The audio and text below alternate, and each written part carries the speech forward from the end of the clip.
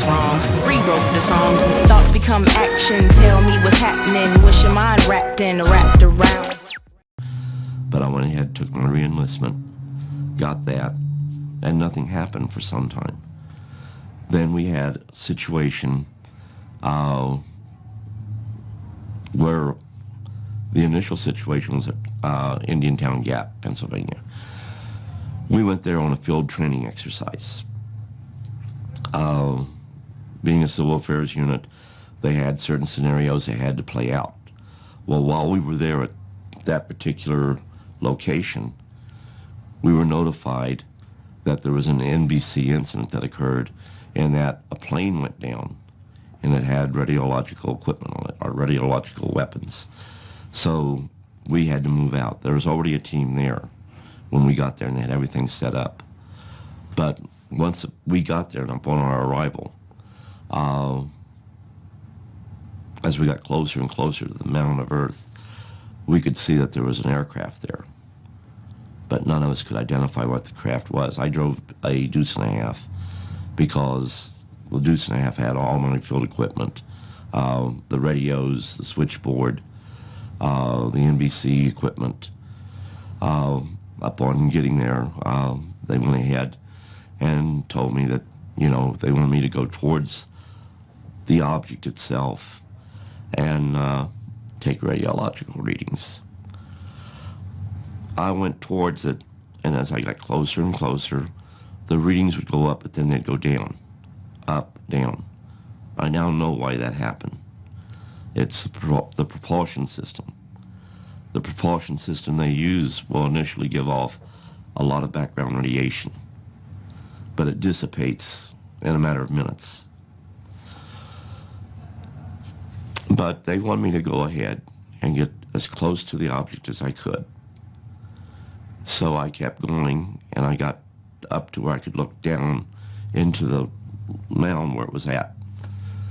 The craft was like a hill shape, and they had a canopy, but on each side of the canopy. And the only way I can describe it is like a kidney-shaped hatch that was open, and there was a body lying out there, and you could immediately tell it wasn't human. I started to call for an officer because I needed an officer to come there to see what I was seeing. This wasn't real. This wasn't something that was supposed to be happening. And they told me, no, just describe what you're seeing. And I said, no, I really need an officer up here. I said, you don't understand. I really need an officer up here. No one came. Eventually, they said, that's fine, son, come on back down. Then they told me to go back into the Deuce and a half. That some field phones had already been set up from there. I would operate the switchboard at SP-22. And I was to stay there until I was later notified to come out. That all rations of the day would be C rations, and there were C rations in the truck. I wasn't to look out of the truck or nothing else from that point on. So that was the initial start. And from there on, there were other events that occurred. A lot of people think that you're in a unit just waiting for the next UFO event. That's not it. You actually had a real job you did in the military, but you had a double life. And on more than one occasion, we had situations where we were called out. There in the United States, I had several. In Germany, I had several, which covered all of Europe. In Vietnam, we had several incidences. But I think the biggest thing about going on these events was you couldn't talk to nobody. You had to keep it bottled up. You couldn't tell your family what you were doing. Being a clerk, I shouldn't go all that TDY. I shouldn't be gone for weeks, months at a time. My kids, they didn't understand that. And just this last month, I went on vacation. My two sons were throwing it up to me about, Dad, you missed out on a lot of vacations with us. And I tried to explain to him it wasn't because I didn't want to be there. But I've already told them events that happened. And my oldest son started to recall what I had said prior with the death of my son in 95, because then I started to tell them. My granddaughter, I think I've told the most to because she asked. And she really took an interest in what I was saying about what happened. But I think people that were involved in this, the people who went out there and did the recoveries, who've seen the things that they have to live with day to day, they really need to tell their families. I got disillusioned with it when I found out the things we were doing to people. I got disillusioned with it when I found out, knowing the truth, we would cause people to lose their families, lose their jobs, and at times they would even take their lives. And to me, there was nothing right about this. What purpose can it serve by telling these people who've had these events, who actually were the response people who went to these locations where these events took place, to try to tell them that there's a prosaic explanation when they knew better? But the end result, they're traumatized and there isn't no help out there. If you go and tell somebody about a UFO event or experience you had, immediately your sanity comes into question. Immediately, people question your integrity. And that's what these people have to deal with. So what do? You bottle it up and you say nothing. That's the safe thing. But it really isn't safe because it comes back to haunt you.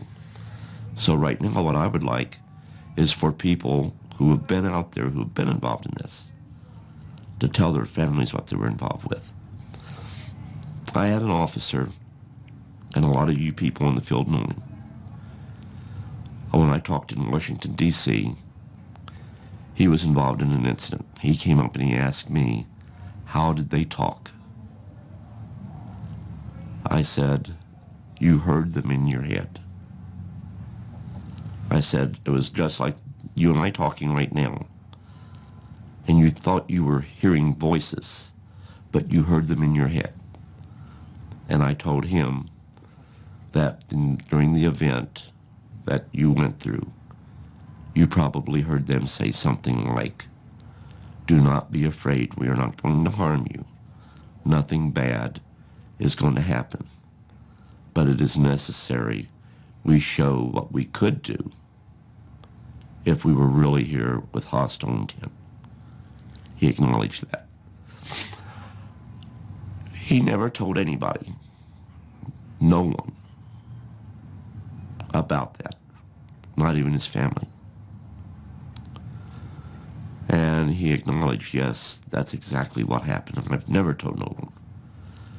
And I said, what are you going to do about it? And he said, I'm going to go home, hug my wife, tell her I love her, and tell her what happened. And to the best of my knowledge, there's a couple of people who in the field that know about that, but they've never breached the name of that person. And that's the way it needs to be. It's up to that individual to come forth and tell what really happened, the rest of the story. I tell you I've seen a UFO.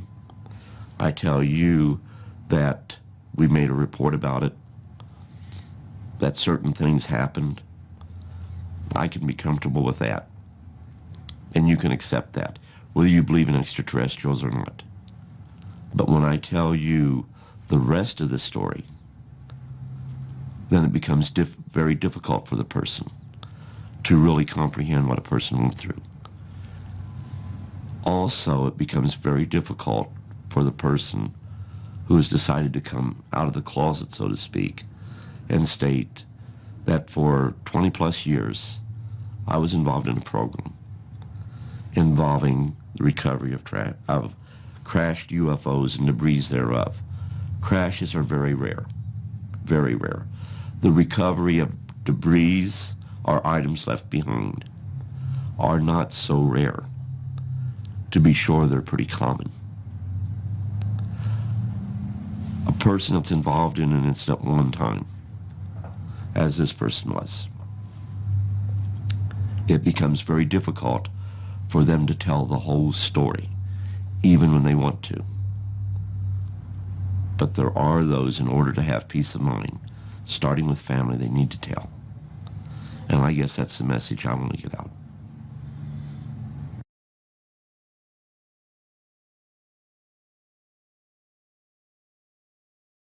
If we keep going in the direction we're going in, we ultimately are going to fall victim to our own technology and ultimately destroy ourselves. Either you grow spiritually with your technology, or you fall victim to it. Here it is, we say the Cold War's over, the threat of nuclear exchange is behind us, but we've already fallen victim because terrorists are thinking about using dirty bombs. The greed of man provides the materials to do that. The desire to not have secrets, have it on the internet on how you can make a dirty bomb. So it's not the governments anymore that is in total charge of that awesome technology. They can't do as good at it as organized governments can in laboratories, making all the nice nuclear weapons and all the nice ballistic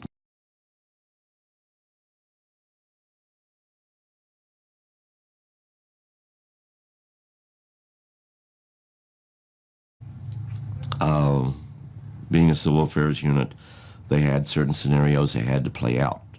Well, while we were there at that particular location, we were notified that there was an NBC incident that occurred and that a plane went down and it had radiological equipment on it, or radiological weapons.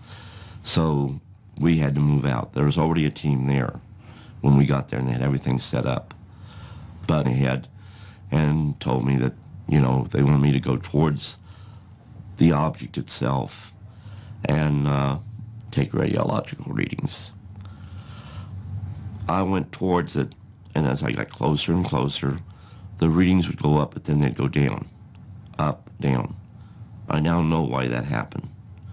It's the propulsion system.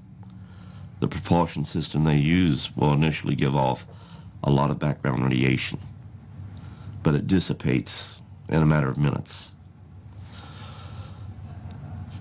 But they want me to go ahead and get as close to the object as I could. So I kept going, and I got up to where I could look down into the mound where it was at. The craft was like a hill shape, and once we got there and upon our arrival,